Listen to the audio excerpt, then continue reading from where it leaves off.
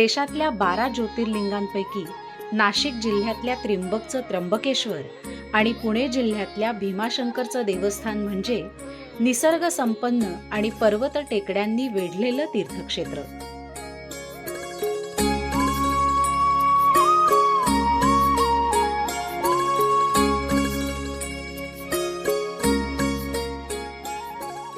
ह्या व्हिडिओत आपण पाहणार आहोत दाट धुक्यांनी धबधब्यांनी वेढलेली महाराष्ट्रातली ही देखणी मंदिरं. त्र्यंबकेश्वर येथे शिवपिंडीमध्ये अंगठ्याच्या एवढे 3 आकार एका खोलगट भागात आहेत. त्या त्रिमूर्ती म्हणजेच ब्रह्मा, विष्णू, महेश असे मानतात. या शिवलिंगातून गोदावरीचा प्रवाह सातत्याने सुरू असतो. सध्याच्या मंदिरावर पेशवेकालीन शैलीची थेट छाप दिसते. नानासाहेब पेशवे यांनी 1755 ते 1786 या कालावधीत हे मंदिर नव्याने बांधलं. हेमाडपंथी स्थापत्य शैलीतलं हे मंदिर अत्यंत कोरीव असं नक्षीकाम केलेलं आहे.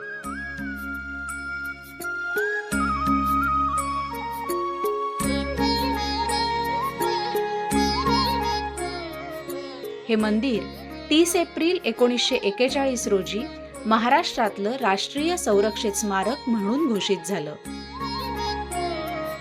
मंदिराच्या चहूबाजूला दगडी तटबंदी आहे. कळसावर 5 सुवर्ण कलश असून ध्वजा पंचधातूंची आहे. नंदीसाठी स्वतंत्र दगडी मंदिर असून त्याला दगडी जाळीदार खिडक्या आहेत. नंदीही आभूषणांनी सजलेला आहे. येथील शिवलिंगाची स्थापना गौतम ऋषींनी पार्थिव लिंग म्हणून केल्याचा उल्लेख आढळतो. 1710 मध्ये त्र्यंबकेश्वर मंदिराचा जीर्णोद्धार करण्यात आला. येथील मंदिराभोवती 4.25 फूट जाडीचा कोट बांधण्यात आला आहे. ब्रह्मदेवांनी इथे एका पर्वतावर श्री महादेवांना प्रसन्न करण्यासाठी तप केले, जे पुढच्या काळात ब्रह्मगिरी पर्वत नावाने विख्यात झाले. या पर्वतावर एकेकाळी गौतम ऋषींचा आश्रम होता. गोहत्येच्या पातकातून मुक्तता मिळावी म्हणून त्यांनी कठोर तपश्चर्या केली आणि महादेवांना प्रसन्न केले.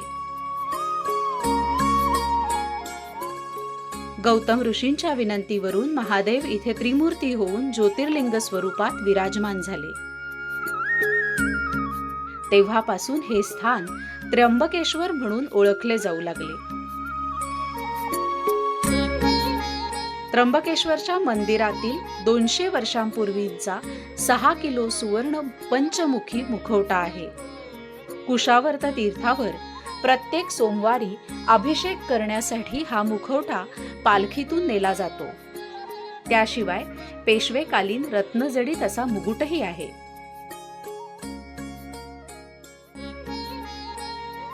दाट जंगलांनी वेढलेलं महाराष्ट्रातलं दुसरं ज्योतिर्लिंग आहे ते भीमाशंकरचं. हे तीर्थक्षेत्र पुणे जिल्ह्याच्या खेड तालुक्यात आहे.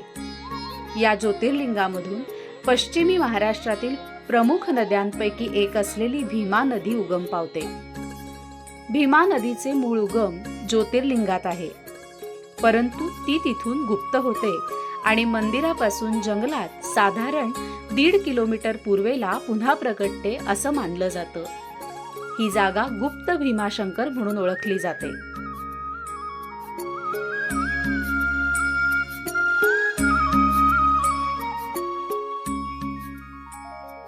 हेमाडपंथी पद्धतीचं हे मंदिर 1200 ते 14 वर्षांपूर्वीचं आहे.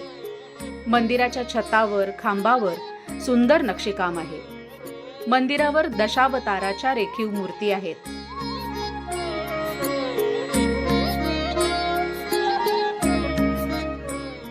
सभा मंडपाच्या बाहेर 5 मण वजनाची लोखंडी घंटा आहे. चिमाजी आप्पांनी ती भेट दिल्याचं सांगितलं जातं. या घंटेवर 1729 अशी नोंद आहे. श्रीमंत छत्रपती शिवाजी महाराज, छत्रपती राजाराम महाराज भीमाशंकराच्या दर्शनाला येत असत. पेशवे बाळाजी विश्वनाथ यांनीही शंभू महादेवाचं दर्शन घेतल्याच्या नोंदी आहेत. नाना फडणवीस यांनी शिखरासह या मंदिराचा जीर्णोद्धार केल्याची नोंद आहे. भीमाशंकर हे सह्याद्रीच्या प्रमुख रांगेत असून घनदाट जंगलांनी वेढलेलं आहे. जंगलात विविध प्रकारचे वन्य प्राणी आढळतात.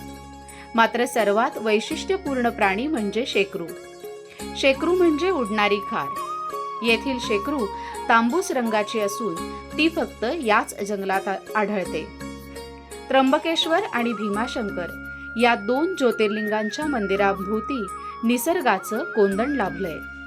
इथल्या शिवशंभूच्या दर्शनासाठी श्रावणासह वर्षभर सातत्याने गर्दी असते.